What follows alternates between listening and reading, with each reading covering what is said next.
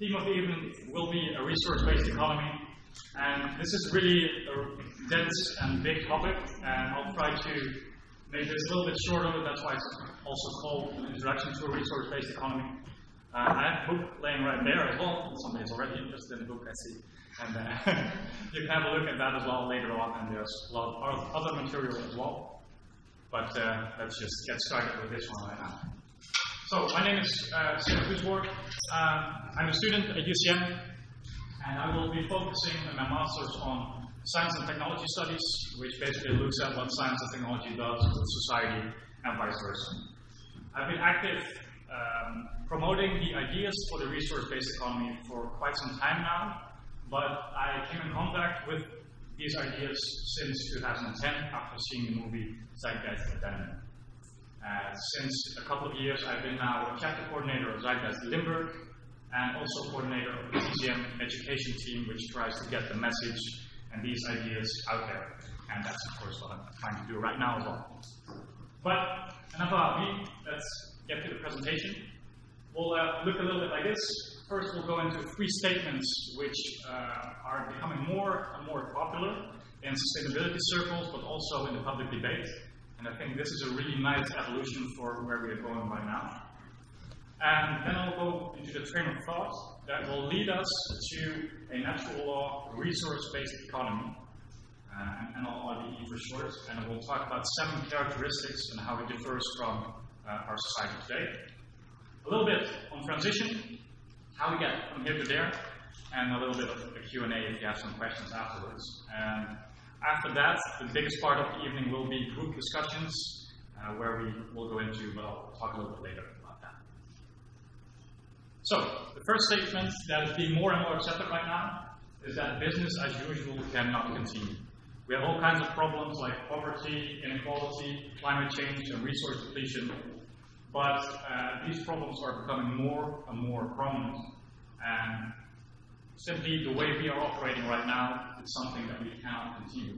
And this is being accepted more and more now. When you think about these problems for yourself, maybe think a little bit about what causes these problems. And you might find out for yourself that you find it might be human nature, like we're actually inherently competitive or greedy, or we're just making bad policies and therefore these problems exist. It might be absolute scarcity, there's just not enough to go around and therefore we have the inequality that we see today. Or it's some sort of corrupt organization that is leading planetary destruction. That's the same as a new world order that's just out there to get us. Well, a little bit, you can hear it already. These are not the things that I believe to be the cause, or at least the root cause of the problem.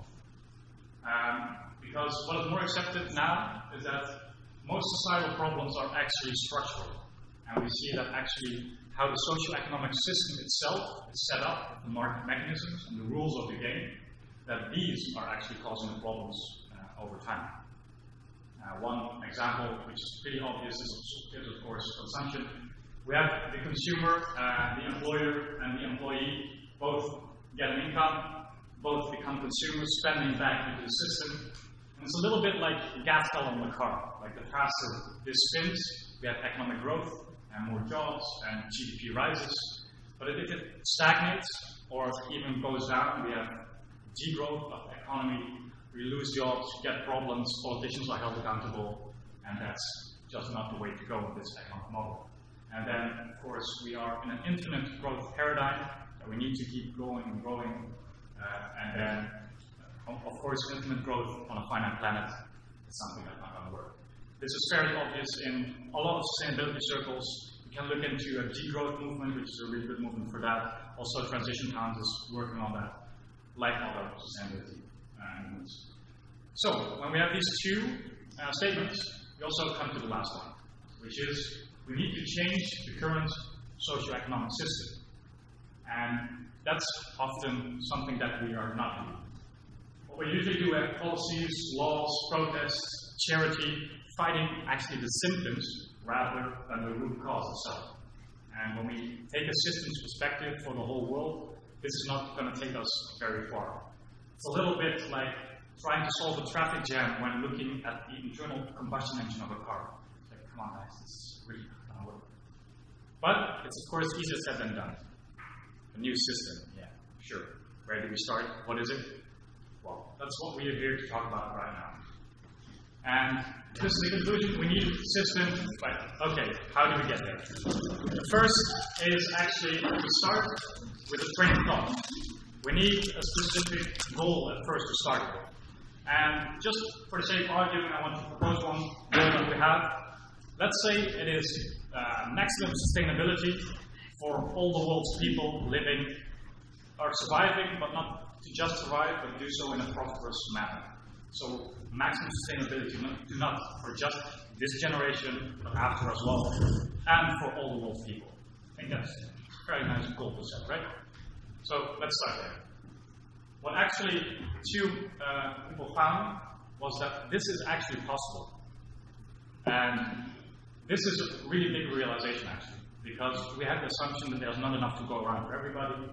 But these people, Buckminster Fuller and later on expanded on by Jacques Fresco, they stated, if we use the knowledge and technology that we have wisely, we can actually provide for all the world's people on the planet.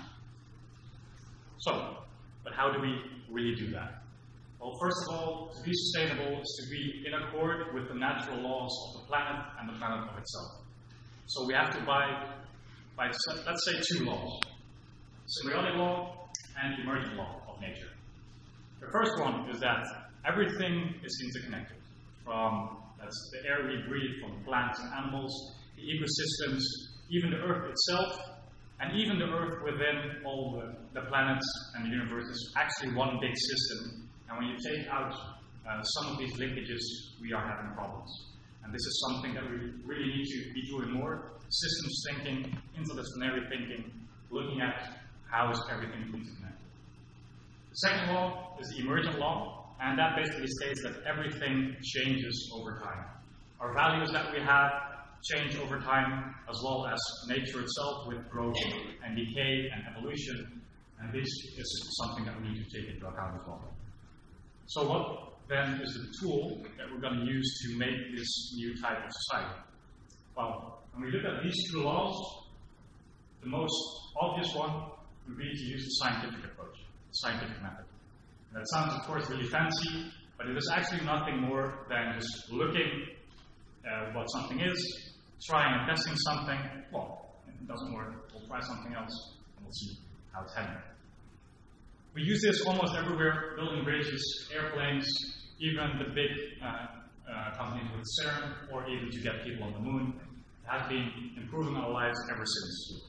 But there's one thing where we haven't applied the scientific method yet. That's our city systems and society as a whole.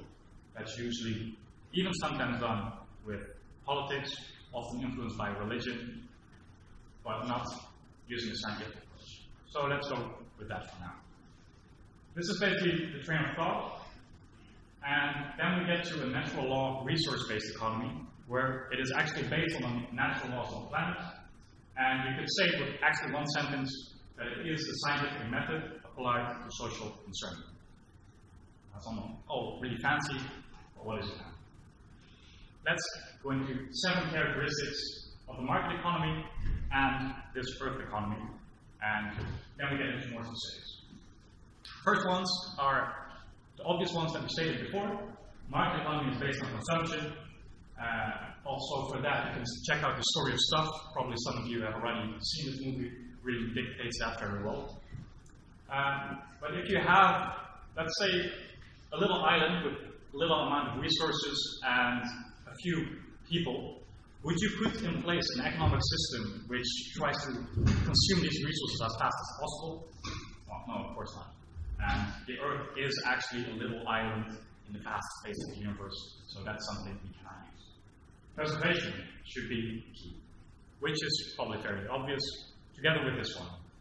We cannot use infinite growth. No. We need to have a steady-state economy in balance with the Earth itself to actually achieve something that is called dynamic equilibrium. That we have because everything that we use, but also the earthly generation of these resources have to accompany that. Otherwise, we run out of resources, and that is bad. And that's what we, of course, see today with the resource depletion, the overfishing, deforestation, something that is, of course, not sustainable. Okay, fairly obvious point.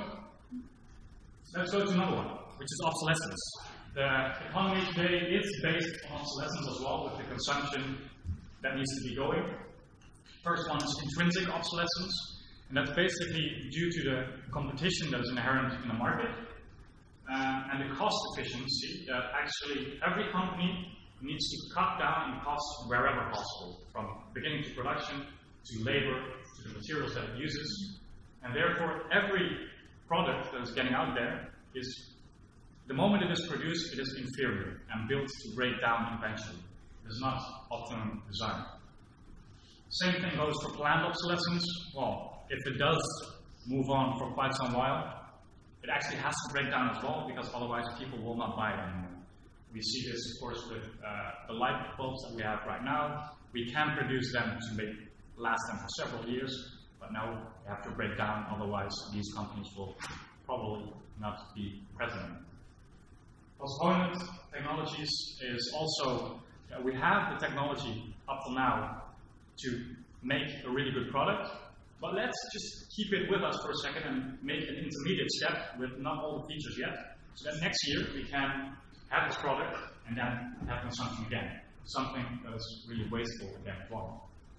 And if that also doesn't work, well, then we have side. We have all the advertisements that are there. That's like, yeah, it's not fashionable, this brand, it's not good anymore, buy something new, get something new. And therefore we have consumption, which is from heating from oil eventually.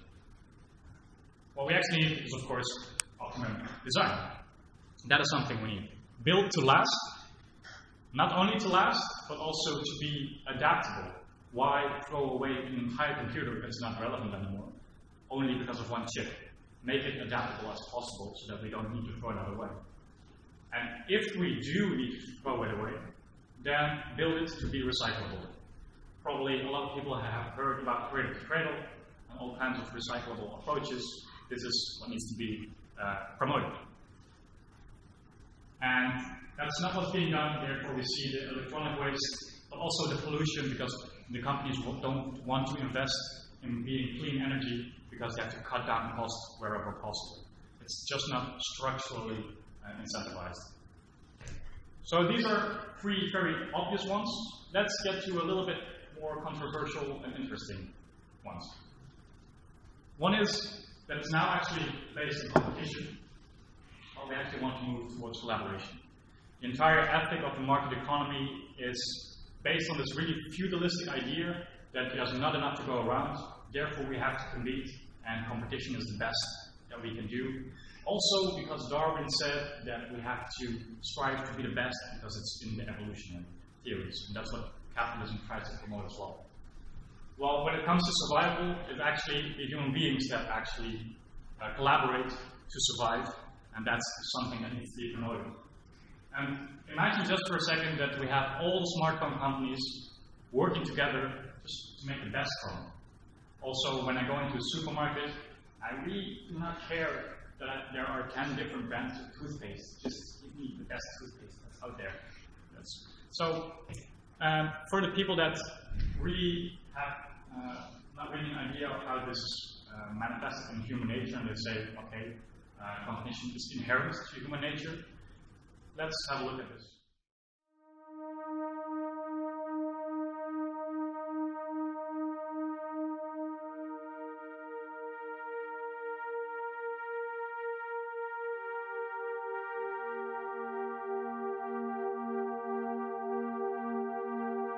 In a society which is predicated on competition and really very often the ruthless exploitation of one human being by another, the profiteering of other people's problems, and very often the creation of problems for the purpose of profiteering, the ruling ideology will very often justify that behavior by appeals to some fundamental and unalterable human nature. So the myth in our society is that people are competitive by nature, and that they're individualistic, and that they're selfish. The reality is quite the opposite. We have certain human needs. The only way that you can talk about human nature concretely is by recognizing that there's certain human needs. We have a human need for companionship and for close contact, to be loved, to be attached to be accepted, to be seen, to be received for who we are. If those needs are met, we develop into people who are compassionate and cooperative and who have empathy for other people. So the opposite that we often see in our society is in fact the distortion of human nature, precisely because so few people have their needs met. So yes, you can talk about a human nature, but only in the sense of basic human needs that lead to certain traits if they are met, and a different set of traits if they're denied. And then of course there's the notion that competition might be good for friendly competition in sports, or to have think tanks, and of course that's all fine. But when it comes to the operation of society, it's not really a good thing to do. And then we come to the next, a little bit more controversial topic, property. Well, maximum access. When it comes to property and looking at the Earth as a system, does it really make sense to make one of everything for everybody? Is it actually the product itself that you want? Most often not. Most often is actually the usage of that product. So when we take the example of a car, which is only being used most of the time, 20% of the day, why not make this available for other people as well the rest of the time? And just not have them sitting in a parking lot being wasteful and therefore also reducing the need for more cars. It is access which is important. And that's also what we see with the OB bike here in the Netherlands, but there are many more examples with also them promoting circular economies and also sharing communities which share their tools. It's something that's more about access, and of course the app like Uber also facilitates all kinds of stuff like that. And this is something we need to probably reframe a little bit. And am I now taking all your stuff away? No, that's not what I'm doing. It's just trying to make access more abundant. But if you want to have your own stuff, well, fine, it's your burden to carry along with you, and that's fine as well. But personally for me, I'm a drummer as well. I don't want to carry my drum kit around. I just want it to be sitting there when it's needed in a rehearsal room. Otherwise, I will be fine. And that's with a lot of other stuff as well. And will everything then be standardized, or will it be the same? Well, I think 3D printing comes in here. Because what we then make is 3D printer centers in a city, or maybe eventually you have one at home. Because then you can actually design and print stuff on demand. What we now do is mass produce for everybody, not according to the demand. And now somebody can just go in, center, get the design in there, and print only one, which is exactly the demand that we need. Here on the right top, there's a project which is called RepRap. This printer can print almost 90% of its own parts. Therefore, you can print one, give it to another one. And that's therefore also really nice innovation that has been done so far. So that's a really nice thing. We also create access centers for the sharing communities that we have there, and different access centers on different sites, let's say for recreational events like surfing on sea and swimming sites. All kinds of different access centers should be everywhere differently. And it would look like a library. You would come in, get the item, and when you're done using it, return it. A little bit like that. And, well, then we have the detrimental notion of intellectual property, of course, which would then be gone as well. Because why not use all the knowledge that we have and not restrict it just merely because of some profit incentive for another company, and therefore limiting the innovation that we have, which is often the case right now. What we need is open source designs. We can then share, update, let's say for a 3D printer, and then update it again by somebody else, and therefore customize everything to your needs. Another thing is something that we have right now, which is called labor for income. But what we actually want to do is automate as much as possible. This is something really controversial notion sometimes as well. But what I mean with automation is actually efficiency rather than automation at all. And I want to go into one notion which is not discussed much in public debates in the politics yet, but is there to come, which is technological unemployment. When you look at the job sectors today, there are basically three sectors. The first one is agriculture, and has faced a decline. From 1930 to 1980, the U.S. farm labor force declined by about 2/3, and the machine labor ratio has increased nearly tenfold. And this is often what you see. You see an increase in production and a decrease in people that are working, well then it's efficiency right there, it's automation in place right there. Manufacturing, second sector, also there. In 2003, Alliance Capital did a study of the world's largest 20 economies at that time, ranging from the period from 1995 to 2002, finding that 31 million manufacturing jobs were lost, while production rose by 30%. Again, this difference. And this is something that we can actually do more and more with less. With the person that we saw in the beginning, what Mr. Fuller termed this word, which is ephemeralization, basically that we can do it more and more with less and less. I would say the ultimate example of this is that we have all kinds of stuff like this, right? Tuning for the car, cameras, phones, agendas, maps. Well, what do we have now? Smartphone. Everything is in there right now, from all the apps that we need, which is, again, an example of doing more and more with less and less. So where are all these jobs then going? Do you fear your own job already? No. Let's see. It's a third sector, which is the services sector. Here we see the decline of the two other ones, and everything has been going to the service sector. So then, is this one really safe? Not really anymore.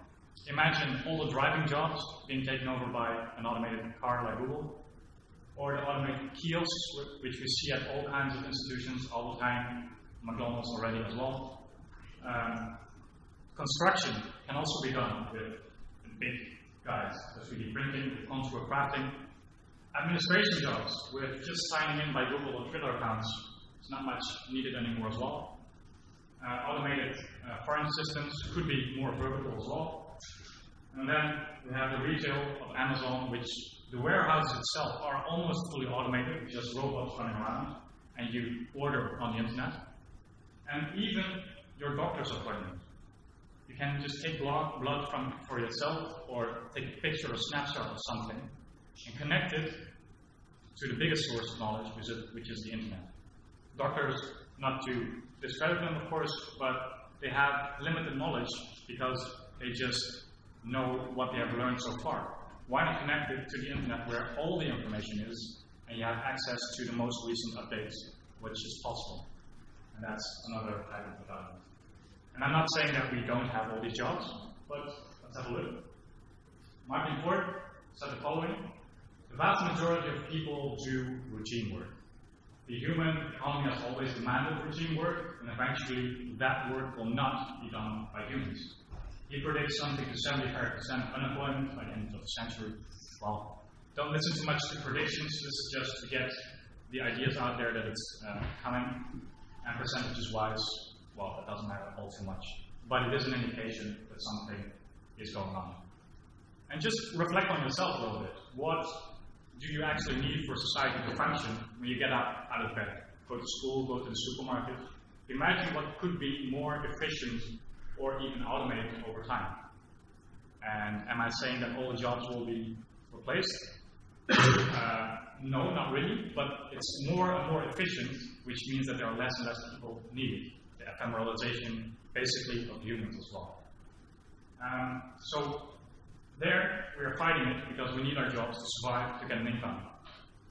Here, we try to promote it, to alleviate the boring and most monotonous jobs, to use automation to free people from this labor. And I can hear some of the people already, well, what kind of society will this be? Where the hell are all the people? What are they doing? Well, imagine for a second that efficiency is so widely applied that you only have to work, let's say, 2 days a week. Imagine for yourself, what would you do with the rest of that time? Of course, you have to do some sort of job to keep the economy going and to make stuff maybe more efficient. But the rest of the socialization occurs in, let's say, this hypothetical example in the 70%. Going out with people, meeting all kinds of stuff, starting initiatives, sharing, helping other people out, whatever you would like to do. Most people at first think, I'm going to sit on the couch and going to do nothing at all. But try that for, let's say, okay, roughly 4 weeks. I'll bet you get up your ass and do something which you think is useful and meaningful to your life. So, on that notion, Steve Hughes. What do I work for? This is going to be stopped. It's supposed to evolve. Not work. Work is good from your heart, to your family, whatever you do. Evolution, creativity, kindness, compassion. Work. Jobs, they can get fucked. I've had enough. Why do we have to do them? Everything's fucking built. You got a house? Yeah. You got a toilet? Yeah. You got a pub? Yeah. Well, sit the fuck down and evolve, you cunt. Fuck this. Little creature. It's got to be stopped working. It's a trap. It's a fucking trap. 5 days on, 2 days off. 5 days on, 2 days off. 5 days on, 2 days off. 5 days on, 2 days off. How long does this last till you're fucking dead? 5 days on, 2 days off. 5 days on. And it's not even 2 full days off, is it? It's not 2 full fucking days off, because Sunday's right next to Monday. Monday's going, can you fucking feel me? Hey? You can fucking feel me, can't you? Like you didn't get up till 10 to 4 this afternoon. You'll be back in bed in about 2 fucking hours. It's fucked. It's got to be stopped. It's a trap. It's made up by the ruling elite, so we're tired and poor and can't rebel or philosophise about our own existence and actually fucking evolve properly. Instead of course it is. It's slavery, but we've got to get our own accommodation and food. Of course it fucking is. Isn't it some illusion they gave up slavery for morality? They did some fucking maths. Man, look at this. We've got to look after these fuckers.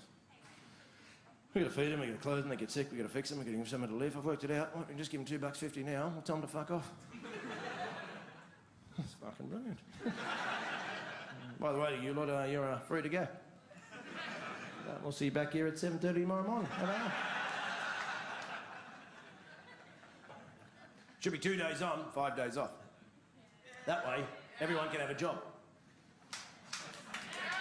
If there's not enough fucking work, 2 days. Who wouldn't do 2 days? I'd do fucking 2 days. It's common decency. Isn't it? Simple fucking common decency. I'm on the earth, all right, fuck 2 days, I'm in. Most people do 2 days. What's better than 2 fucking days as soon as you have your first day? What's tomorrow? Last fucking day, mate. Yes. Plus, some people would do more. See, we just think the world all has to be the same. Fuck that. I'll do 2. Some people would come up and go, oh, what would I do, Steve? I've met them. I'd be bored. 2? What the fuck would I do the rest of the week? Don't you get bored? No? What do? I'll wake up, look out the window. Yeah. Bird. Beep. Beep. Well, I'm bored, Steve. We'll go drive a bus. Fuck yeah. I'll be ready in 45 minutes. You can fucking pick me up.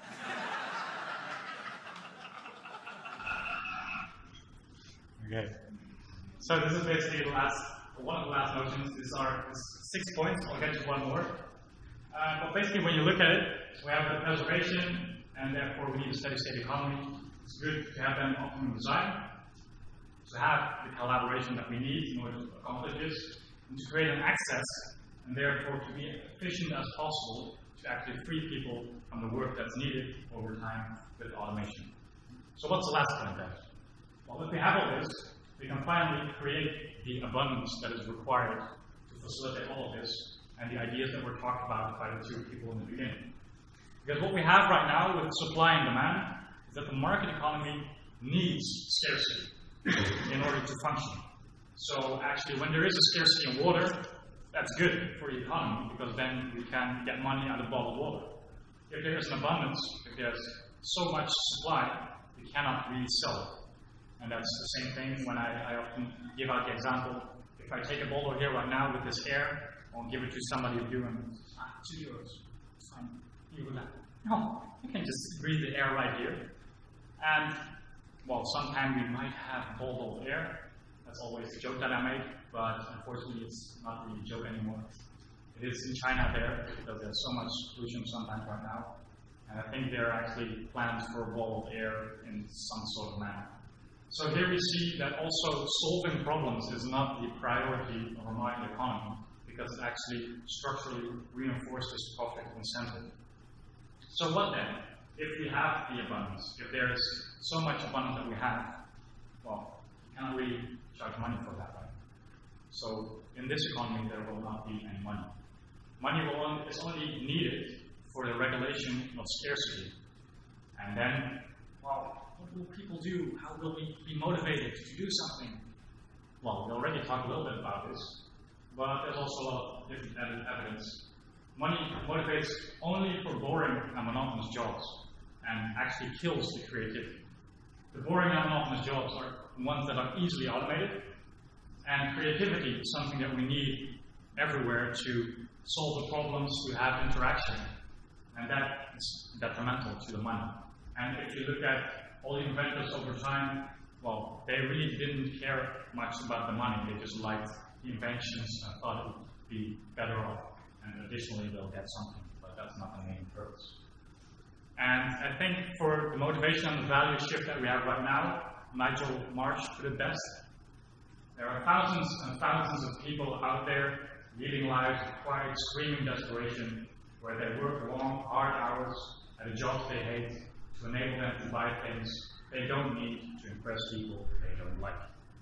Shorthand of which you might have seen in Fight Club. And that's basically the value shift that we have now. But what if we create a society where everybody can be connected in different teams, work on projects, and then actually be that linked to the earth and the resources that we have? Then we get to not really a government that tells you what to do, but more a system of interaction which governs itself.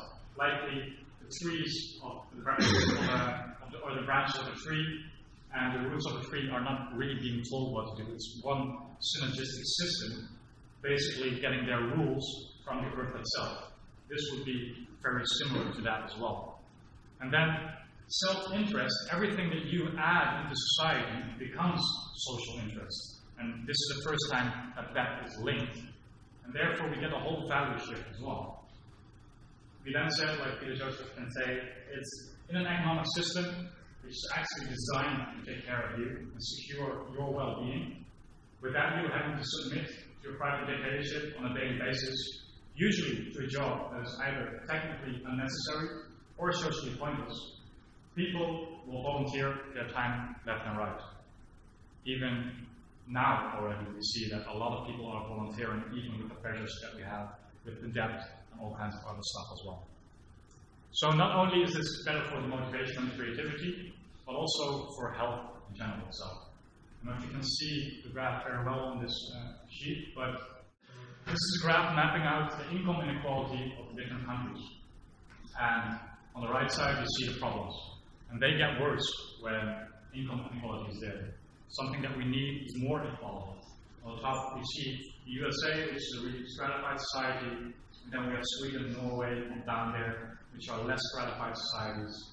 And then the stackers on the left, like trust, homicide, imprisonment, life expectancy, social stability, even mental health, they all get better when there is a more equal society.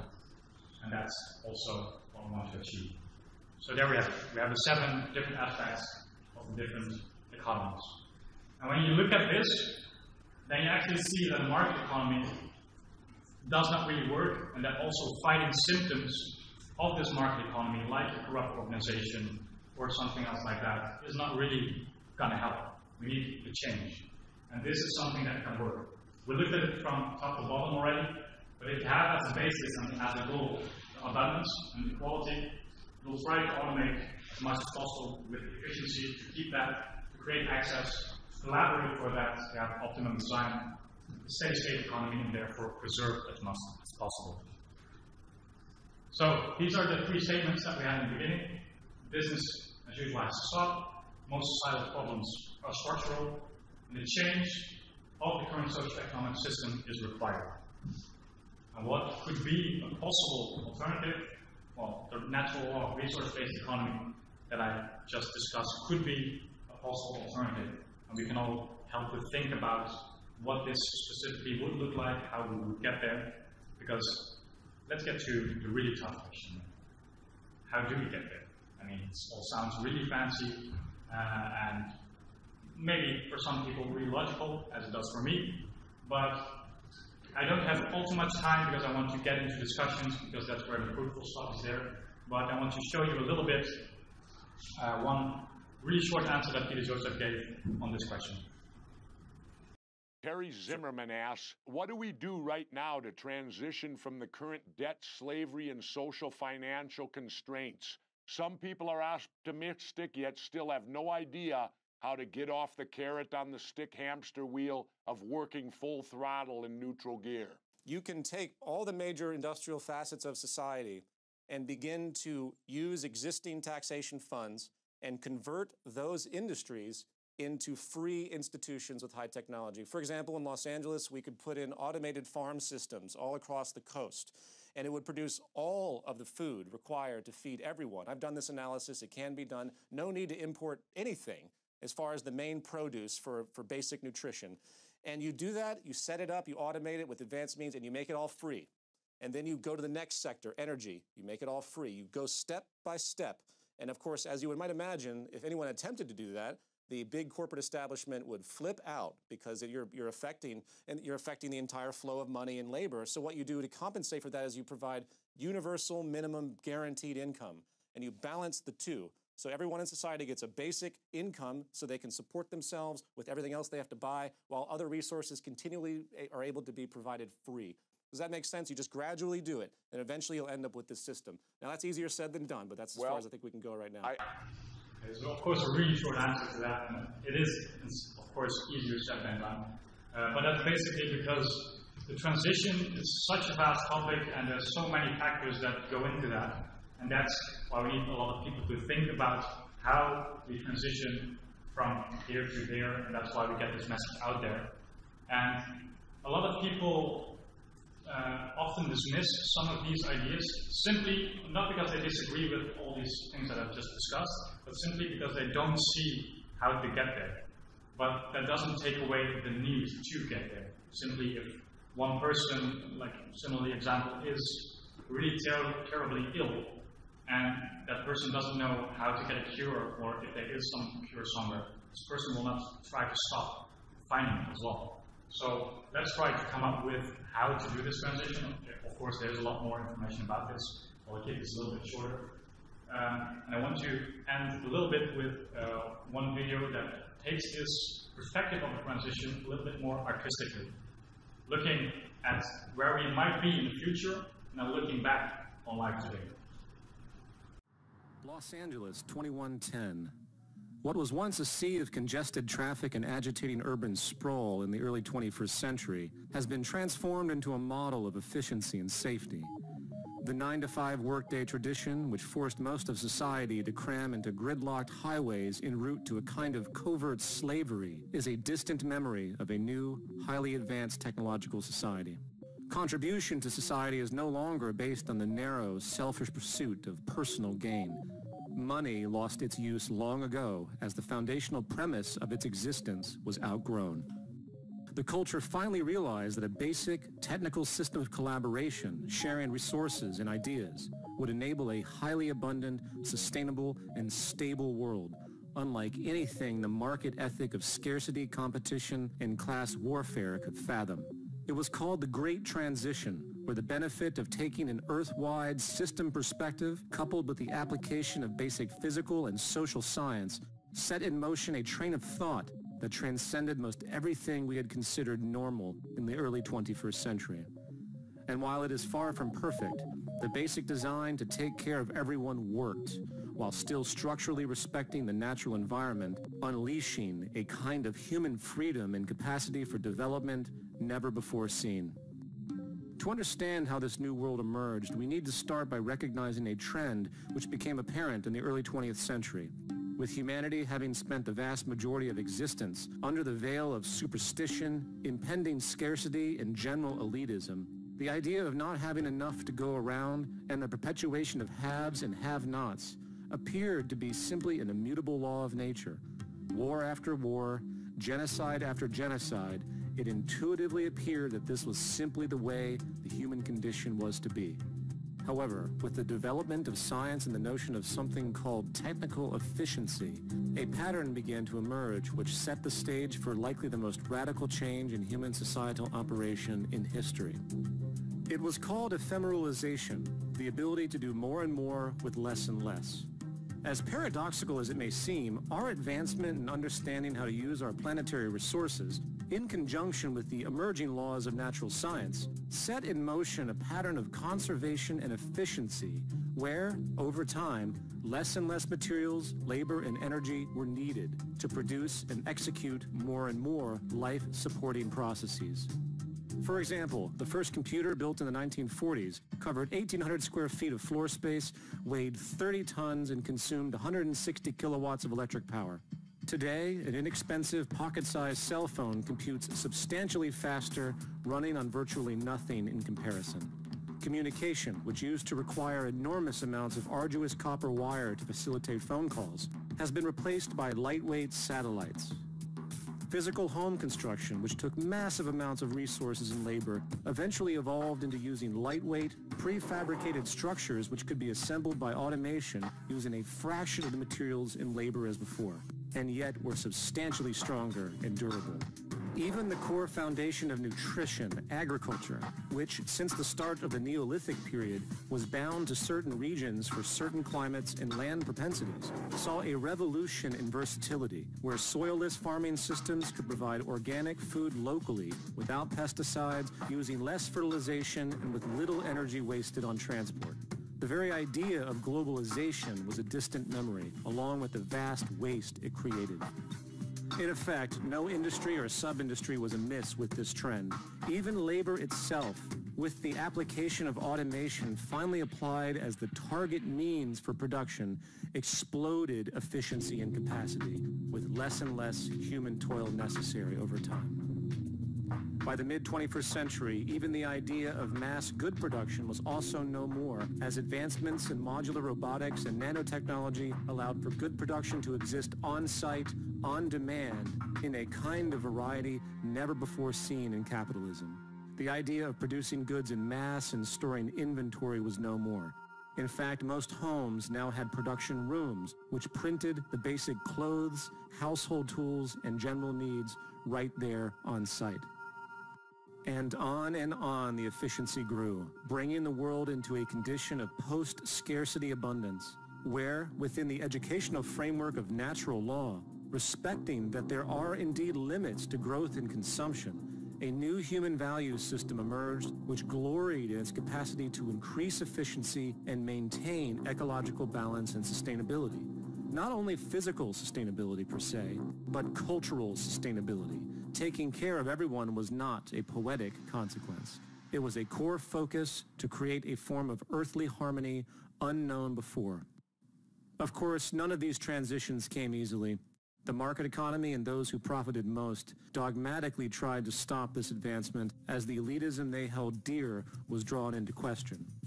It took decades of activism and showing the world, including those of great power and wealth, that life could be much better for them as well, along with everyone else, and that the market system simply was incompatible with this new mode of optimized efficiency, an efficiency desperately needed to not only progress society, but save it. And this is why actually the Zeitgeist movement exists, and this is why we try to get the message out there to get more people with this information that we can actually transition towards something like this, because what the Zeitgeist movement consists of is actually chapters all over the world, and when you go to the chapter site you can actually see where your country would be and where you would end up if you want to contribute to that. For us, you will get by the Netherlands, and eventually for Limburg, that will be me, where I will be coordinating some sort of events and getting the message out there. But eventually, it's also not about the Zeitgeist movement. It's more about the awareness of all kinds of stuff with sustainability and these notions that we talk about. And therefore, it's really important just for yourself to think about this, but also with all kinds of other initiatives to work similarly now, hopefully, towards a goal that we can actually achieve. And therefore, it's also good to maybe join initiatives that do this, of course, but maybe start your own movement as well and help spreading this awareness as well. So, one final little movie on how you could start maybe a movement. If you've learned a lot about leadership and making a movement, then let's watch a movement happen start to finish in under 3 minutes and dissect some lessons. First, of course, a leader needs the guts to stand alone and look ridiculous. But what he's doing is so simple, it's almost instructional. This is key. You must be easy to follow. Now here comes the first follower with a crucial role. He publicly shows everyone else how to follow. Notice how the leader embraces him as an equal. So it's not about the leader anymore, it's about them, plural. Notice how he's calling to his friends to join in. See, it takes guts to be a first follower. You stand out and you brave ridicule yourself. Being a first follower is an underappreciated form of leadership. The first follower transforms a lone nut into a leader. If the leader is the flint, the first follower is the spark that really makes the fire. Now here's the second follower. This is a turning point. It's proof the first has done well. Now it's not a lone nut and it's not two nuts. 3 is a crowd and a crowd is news. A movement must be public. Make sure outsiders see more than just the leader. Everyone needs to see the followers because new followers emulate followers, not the leader. Now here come 2 more people, then 3 more immediately. Now we've got momentum. This is the tipping point, and now we have a movement. As more people jump in, it's no longer risky. If they were on the fence before, there's no reason not to join in now. They won't stand out, they won't be ridiculed, and they will be part of the in crowd if they hurry. And over the next minute, you'll see the rest who prefer to stay part of the crowd, because eventually they'd be ridiculed for not joining. And ladies and gentlemen, that is how a movement is made. So let's recap what we've learned. If you are a version of the shirtless dancing guy, all alone, remember the importance of nurturing your first few followers as equals, making everything clearly about the movement, not you. Be public, be easy to follow. But the biggest lesson here, did you catch it? Leadership is over-glorified. Yes, it started with the shirtless guy, and he'll get all the credit, but you saw what really happened. It was the first follower that transformed a lone nut into a leader. There's no movement without the first follower. See, we're told that we all need to be leaders, but that would be really ineffective. The best way to make a movement, if you really care, is to courageously follow and show others how to follow. When you find a lone nut doing something great, have the guts to be the first person to stand up and join in.